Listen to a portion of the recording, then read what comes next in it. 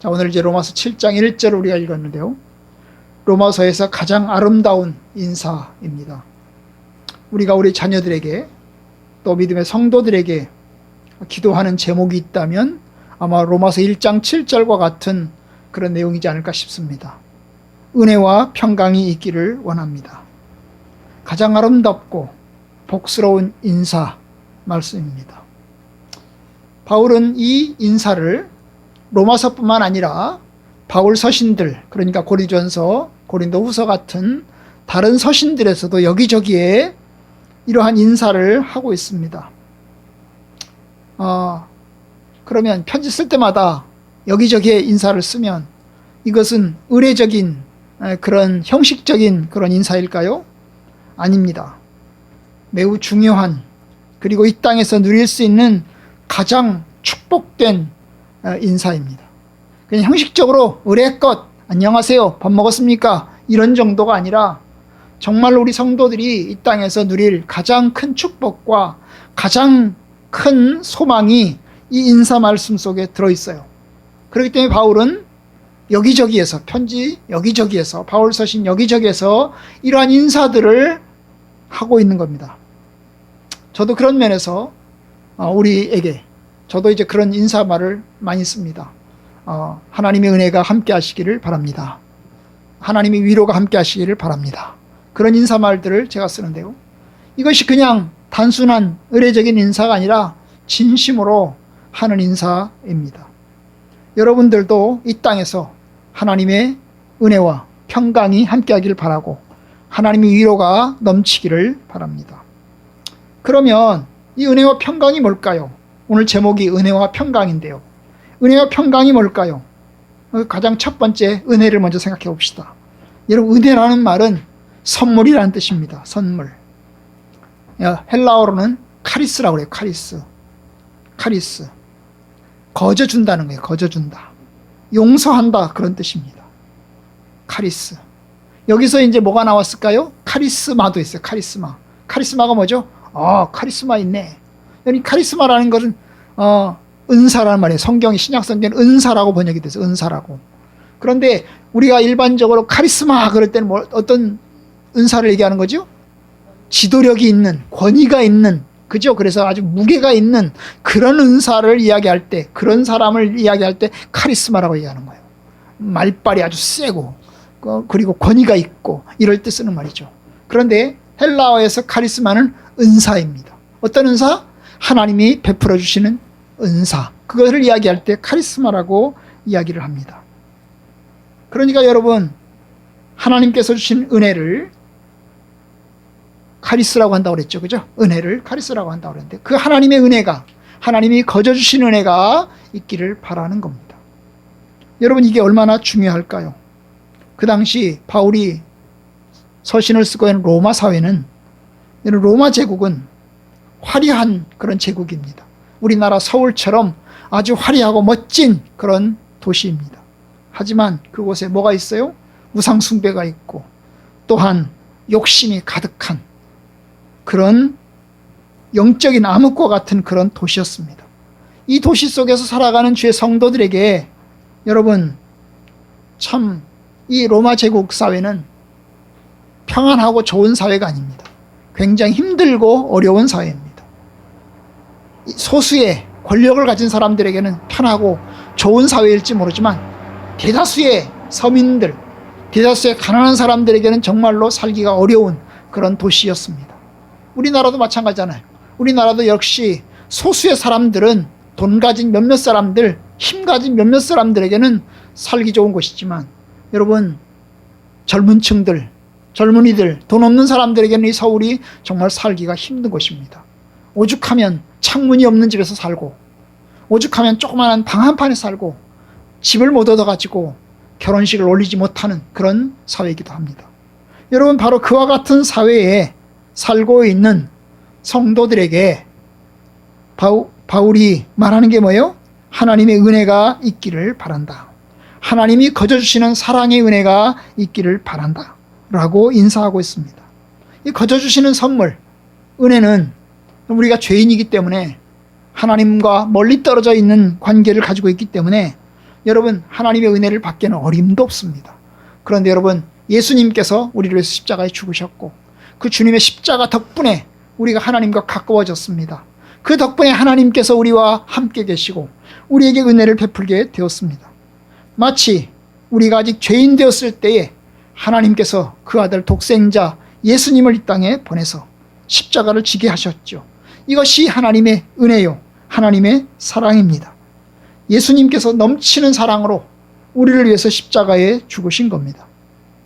바로 그 속에서 하나님께서 우리와 가까워지셨고 성령께서 우리를 부르사 하나님의 자녀가 되게 하셨고 또한 하나님의 사랑받는 자녀로서 우리를 대하시게 된 겁니다. 이제 우리가 하나님을 알게 되었고 하나님을 아버지라고 부르게 되었고 그리고 하나님께 가까이 가게 되었습니다. 이 모든 것이 하나님의 은혜입니다. 그것은 내 공로가 아니고 내 노력이 아니고 예수님의 십자가에 근거한 하나님의 사랑의 결과입니다. 바울은 이 은혜가 있기를 바란다고 한 거죠. 아마도 이 은혜는 객관적으로 보면 예수님의 십자가를 이야기하겠지만 십자가의 은혜와 넘치는 그 사랑을 이야기하겠지만 여러분 주관적인 측면에서 본다면 하나님을 아버지라고 부르고 하나님을 가까이 하고 그 속에서 하나님의 뜻대로 살아가고 그 속에서 뭡니까? 주님 사랑하고 이런 것들을 이야기할 것입니다. 여러분 이 복이 여러분들과 저에게도 함께하기를 바랍니다. 그런데 평강은 뭘까요? 아시는 대로 평강은 오늘 낮에 얘기했지만 샬롬이라고 그랬어요. 마음의 평안을 누리고 외적으로는 전쟁이 없고 평화로운 그런 상태를 이야기합니다.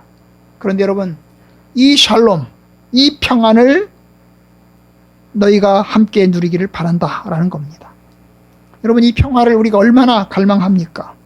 우리의 마음의 평안을 얼마나 원합니까? 우리 외적인 평화를 얼마나 갈망합니까? 이건 쉬운 게 아닙니다. 여기저기에 전쟁이 있고 여기저기에 사건이 있고 여러 가지 일들이 있습니다. 이 세상을 살면서 우리가 얼마나 불안하고 얼마나 힘겨운지 모릅니다. 경제적인 어려움도 있습니다. 예상치 못하는 사건들도 있습니다. 그러니 외적인 평화를 누리는 게 쉬운 게 아니에요. 우리의 마음은 어떨까요? 우리가 그 속에서 안정감을 가지고 그 속에서 기쁨을 가지고 평안하게 살 수가 있을까요? 쉽지 않아요. 흔들립니다. 마치 폭풍우가 불어오면 우리의 마음이 불안한 것처럼 외적인 사건에서 큰 어려움이 찾아오면 우리는 흔들리게 됩니다. 그런데 예수님께서 말씀하십니다. 내가 너에게 평안을 주노라. 나의 평안을 너에게 주노라. 여러분 이 평안은 세상이 주는 평안과 다른 여러 가지 환난과 어려움이 있지만 그리고 여러 가지 어려움과 그리고 큰 십자가가 있지만 그 속에서 주시는 평안입니다. 마치 폭풍우가 몰아닥치는 바다에서 예수님께서 한가롭게 잠을 주무셨잖아요. 그죠? 그 배에서 갈릴리 바다에서 폭풍우가 몰아닥칠 때 예수님이 주무셨어요. 바로 그러한 평안처럼 여러분 하나님께서 우리 아버지가 되셔서 그 아버지의 은혜가 우리들 가운데 있으므로 그 속에서 평안함을 누리고 그 속에서 안정감을 갖는 그런 삶을 바울이 기도하고 있는 겁니다. 저에게도 여러분들에게도 예수님의 평안처럼 우리에게도 똑같은 평안을 주시기를 바랍니다. 은혜와 평안 얼마나 좋고 우리가 갈망하는 것입니까? 그런데 오늘 본문에 보면 중요한 특징이 두 가지가 있는데요. 첫 번째가 순서입니다. 여러분 이 순서를 보시면 어떻게 있어요? 은혜와 평안이죠. 은혜와 평안. 평안과 은혜가 아니고 평강과 은혜가 아니고 은혜와 평강입니다. 은혜가 먼저 나오고 평강이 나중에 나오는 거죠. 이것도 의미가 있습니다. 왜냐하면 여러분 평강의 시작점은 은혜이고 또한 평강은 은혜에 뒤따르는 결과라는 겁니다. 은혜가 먼저 있고 그 다음에 평안이 있는 겁니다. 하나님의 은혜가 먼저 임하고 그 속에서 평강을 누리게 되는 겁니다. 이것이 성경이 말하는 올바른 순서입니다. 로마서 5장 1절에 보면 이렇게 이야기하죠. 그러므로 우리가 믿음으로 의롭다 하심을 얻었은 즉 우리 주 예수 그리스도로 말미암아 하나님과 평화를 누리자. 여러분 여기 보면 의롭다 하심을 얻었은즉 이런 말입니다. 의롭다 하심을 얻었은즉 이것이 첫 번째고요. 그 다음에 뭐예요? 하나님과 평화를 누리자라고 이야기합니다. 뭐가 먼저입니까? 의롭다 하심을 얻는 것이 먼저입니다. 이것을 다른 말로 말하면 하나님의 은혜입니다. 하나님의 은혜가 임해서 그 하나님의 은혜 가운데서 우리의 죄가 용서받고 하나님 앞에 의롭게 되어서 그래서 이제 하나님과 화목하게 되고 하나님과 평안함을 누리게 되는 겁니다. 한글 성경에서는 누리자라고 했지만 하나님과 평화를 누리자라고 얘기했지만 원래 헬라어의 어순에서는 평화를 누리고 있다라고 얘기합니다. 직설적인 표현을 쓰고 있어요. 우리가 의롭다 하심을 얻었기 때문에 그 밑에 근거에서 하나님과 평화를 누리고 있다는 것입니다. 하나님과 평화의 삶을 살고 있다는 겁니다. 바로 예수님의 십자가 덕분에 우리가 하나님과 은혜를 누리고 있고 그리고 또한 하나님과 평안을 누리게 되었다는 것을 이야기합니다. 마치 탕자가 집에 왔을 때 아버지가 그를 받아주죠.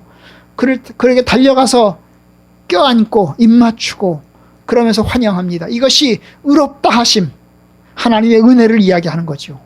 그리고 이제 아들에게 어떻게 합니까? 집에서 반지를 끼워서 아들로 삼아주고 그리고 그 떨고 있는 아들에게 두려워하는 아들에게 우리가 함께 같이 살자, 나랑 같이 살자, 우리가 함께 평화를 누리자라고 이야기하는 그것은 평강을 이야기하는 거죠. 그죠? 그래서 아버지께서 아들을 받아주고 아들을 의롭다고 해주고 아들을 용서해주고 그리고 난 다음에 뭐가 있습니까? 평강이 있는 겁니다. 여러분, 그러니까 은혜가 먼저이고 평강이 뒤따르는 복이라는 거죠. 우리들에게도 마찬가지입니다. 우리가 평안을 가지려면 그 평강 이전에 하나님의 은혜가 있어야 합니다. 그런데 이미 하나님께서 우리에게 은혜를 베풀어 주셨습니다. 예수님의 십자가를 통해서 우리에게 은혜를 베풀어 주셨습니다. 이제 우리가 하나님의 자녀가 되었습니다. 이제 우리가 평강을 누리게 됩니다. 여러분들의 삶 속에서도 그 하나님 덕분에, 하나님의 은혜 덕분에 여러분의 삶이 평강을 누리기를 바랍니다. 아멘? 아멘. 그런데 여러분, 이 평안과 은혜와 평강이 어디서부터 옵니까? 그것이 오늘 두 번째 생각할 것입니다. 어디서부터 옵니까? 바울은 그것을 하나님 아버지와 하나님 우리 아버지와 우리 주 예수 그리스도로부터라고 이야기합니다. 하나님 우리 아버지와 주 예수 그리스도로부터 온다는 거예요. 여러분, 이게 얼마나 놀라운지 몰라요. 이 표현이 얼마나 놀라운지 몰라요. 왜냐하면 그 당시 로마 사회는요 다신교 사회입니다. 여러분이 아시는 것처럼 뭐 제우스 신, 포세이돈, 그래가지고 별별 신들이 다 있잖아요. 그죠? 여러분, 로마의 중심적인 신이 있어요. 로마의 중심적인 신이 있어요. 로마 제국을 이끌어가는 중심적인 신이 있는 겁니다. 그런데 로마 제국이 여기저기를 점령하면서 이스라엘도 점령했잖아요. 그죠? 여기저기를 점령하면서 여기저기에 있는 신들까지도 로마 제국이 다 받아들였어요. 그러니까 로마 제국의 중심적인 신이 있는데 그 중심적인 신 외에도 여기저기 사회에서 받아들여진 신들이 있는 거죠. 신이 얼마나 많겠어요? 로마 제국의 신이 얼마나 많겠어요? 셀 수 없을 만큼 많아요. 다신교 사회거든요. 다신교 사회예요. 그래서 바울이 사도행전에 보면 이런 이야기를 합니다. 내가 여기 이 그리스 아테네를 돌아다녀 보니까 여기에 알 수 없는 신이라고 하는 그런 제단도 있는 걸 봤다. 신 이름을 몰라서 뭐라고요? 신 이름이 뭐라고요? 알 수 없는 신, 미지의 신이라는 그런 제단도 세워져 있는 걸 봤다는 거죠. 그만큼 신이 많은 거예요. 별별 신들이 다 있는 거죠. 그러면 로마 제국 사회에서 여러분, 여호와 하나님, 이스라엘의 하나님은 어떤 신이겠어요? 로마 제국 사회에서 이스라엘의 신은 아무 신도 아닌 거예요. 별별 능력이 없는 그런 아주 초라하고 그리고 왜 보잘것없고 능력도 없고 그런 신인 겁니다. 그러지 않겠어요? 여러분, 이 다윗과 싸우러 나왔던 골리앗이 사람들에게 큰 소리를 칩니다. 뭐라고 질러요? 야, 이스라엘아, 너희의 신과 우리의 신이여 누가 센지 한번 보자. 그래요. 여러분, 이 신과 신들의 전쟁인 거예요. 고대 사회는 신과 신들의 전쟁과 같은 것입니다. 그런데 여러분, 이 로마 제국 사회에서 이스라엘의 하나님, 이스라엘이 섬기던 하나님, 다윗이 섬기던 하나님 아버지는 어떤 신이겠어요?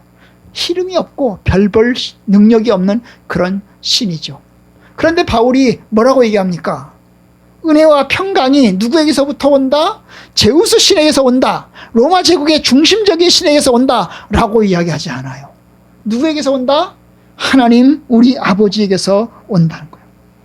여러분, 로마 제국의 신들의 서열이 있는데, 서열이 높은 신이 있고 낮은 신이 있는데, 그 여러 가지 신들 중에서 별별 이름이 없는 신, 그냥 별 힘도 없는, 영향력도 없는 신인 것 같은 그 이스라엘의 하나님 여호와 우리 아버지를 바울이 드러내놓고 이야기하면서 은혜와 평강은 바로 하나님 우리 아버지에게서, 하나님에게서 온다라고 선포하고 있는 겁니다. 여러분, 여호와 하나님, 이스라엘 하나님 어떤 하나님이죠? 바로 천지와 창조를, 천지 만물을 지으신 하나님이십니다. 천지의 주제이시고 모든 만민에게 생명과 호흡을 친히 주시는 분이십니다. 전 세계 모든 사람을 한 혈통으로 만드셨고, 그리고 또한 하나님께서 전 세계의 각 나라들의 한계를 정하셨고, 그리고 또 천지를 공의로 심판하시고 예수 그리스도를 보내셨고 살리시는 생명의 주님이십니다. 바로 그 하나님, 그 하나님이 우리에게 은혜와 평안을 주신다라고 이야기하는 거예요. 그런데 또 하나, 바울이 또 얘기하는 은혜와 평강의 그 주시는 분, 바로 그분이 누구예요? 우리 주 예수 그리스도, 우리 주 예수 그리스도로부터 온다는 거예요. 여러분, 우리 주 예수 그리스도부터, 이것도 얼마나 큰 충격인지 몰라요. 왜냐하면 유대인들에게 있어서는 그들은 오직 유일신이잖아요. 신이 하나예요. 유대인들은 신이 하나란 말이죠. 이스라엘의 하나님 여호와 하나님 한 분밖에 없어요. 그렇죠? 유대인들은 오직 하나님 우리 아버지로부터 은혜와 평강이 있기를 원한다라고 얘기하면 공감합니다. 아, 그래, 하나님으로부터 은혜와 평강이 임하지, 당연해 라고 이야기합니다. 그런데 바울은 하나님 우리 아버지로부터 온다 라고 얘기하지 않고 하나님 우리 아버지와 우리 주 예수 그리스도로부터 온다 라고 얘기합니다. 다시 말하면 주 예수 그리스도를, 우리 주 예수 그리스도를 하나님 아버지와 동격으로, 동등한 선상에, 같은 선상에 놓고 은혜와 평강이 하나님 우리 아버지뿐만 아니라 주 예수 그리스도로부터도 온다라고 이야기하는 거예요. 이걸 다른 말로 말하면 삼위일체가 아니고 뭐라고 그러죠? 이위일체입니다. 이위일체. 왜냐하면 여기는 아직 성령이 나오지 않았잖아요. 아버지, 하나님 우리 아버지, 예수 그리스도, 그 다음에 성령, 이렇게 세 분이 같이 나와야 삼위일체가 될 텐데 여기는 아직 성령은 나오지 않았어요. 하나님 우리 아버지와 예수 그리스도로부터 온다라고 얘기했어요. 바로 이위일체인 거예요. 이위일체. 바로 성부 하나님과 성자이신 예수님이 동등한 능력과 동등한 권세와 동등한 힘을 가지고 있다는 것을 이야기하는 거예요. 얼마나 놀랍습니까? 바로 주 예수 그리스도가 하나님 아버지와 같으신 참되신 하나님이시다라는 것입니다. 태초에 말씀이 계시니라. 이 말씀이 하나님과 함께 계셨으니 이 말씀이 곧 하나님이시니라. 그 말씀이 하나님과 함께 계셨고, 이런 요한복음 1장 1절의 이야기를 보면 얼마나 예수 그리스도가 하나님 아버지와 같은 동등하신 분이신 것을 보여줍니다. 요한복음에는 여기저기에서 예수님께서 나는 아버지와 하나다 라고 이야기합니다. 나는 아버지와 하나다 라고 얘기합니다. 여러분, 바로 하나님 아버지와 동격이신, 동등하신, 동등한 능력을 가지신 바로 주님 되신 예수 그리스도, 그분으로부터 은혜와 평강이 주어진다는 거예요. 아멘? 아멘. 그래서 우리 믿음의 성도들은 로마 제국 사회처럼 그 사회에 중심 되신 신들이 아주 많은데 그 중심 되신 신들을 섬기지 않고 저 멀리 이름 없이 저 이스라엘의 변두리에 있는 하나님 아버지, 그리고 그 변두리에서 십자가에 못 박혀 죽으시고 부활하신 바로 주 예수 그리스도를 우리가 섬기고 있는 겁니다. 바로 그 하나님 주 예수 그리스도를 우리가 섬기며 그 속에서 은혜와 평강이 나온다고 고백하고 그 예수 그리스도와 하나님 아버지를 우리의 하나님으로, 우리의 주님으로 섬깁니다. 여러분들도 그 주님과 그 하나님에게 충성을 다하고 성실함을 구하고 하나님의 은혜를 구하는 저와 여러분들 되기를 바랍니다. 한 가지만 더 얘기하죠. 그러면 은혜와 평강이 누가 받습니까? 누가 받아요? 어떤 사람에게 주어집니까? 오늘 본문에 보면 바울이 축복하는 대상이 있습니다. 로마에서 하나님의 사랑하심을 받고 성도로 부르심을 받은 모든 자에게, 하나님의 사랑하심을 받고 성도로 부르심을 받은 모든 사람에게 은혜와 평강이 있기를 바라노라. 누가 받아요? 하나님의 사랑하심을 입고 성도로 부르심을 받은 사람들에게 임합니다. 바로 누구죠? 저와 여러분들이죠. 저와 여러분들은 하나님의 사랑하심을 입었고 성도로 부르심을 받았습니다. 그래서 저와 여러분들에게 하나님의 은혜와 평강이 있는 줄로 믿습니다. 아멘? 아멘. 여러분, 그러니 여러분, 하나님 안에서 두려워하지 말고 어려움 앞에서도 하나님께 부르짖으며 나아가는 저와 여러분들 되기를 바랍니다. 어렵고 힘들 때에도 하나님을 가까이 합시다. 하나님께 은혜와 평강이 있습니다. 하나님이 은혜의 하나님이시고 평강의 하나님이십니다. 예수님께서 은혜의 주님이시고 평강의 주님이십니다. 그러니 주님 앞으로 나아가서 주의 은혜를 구하고 주의 평강을 구합시다. 이미 하나님께서 예수 믿는 저와 여러분들에게 은혜와 평강을 주셨습니다. 그 은혜와 평강 안에 사는 저와 여러분들 되기를 주님의 이름으로 축복합니다.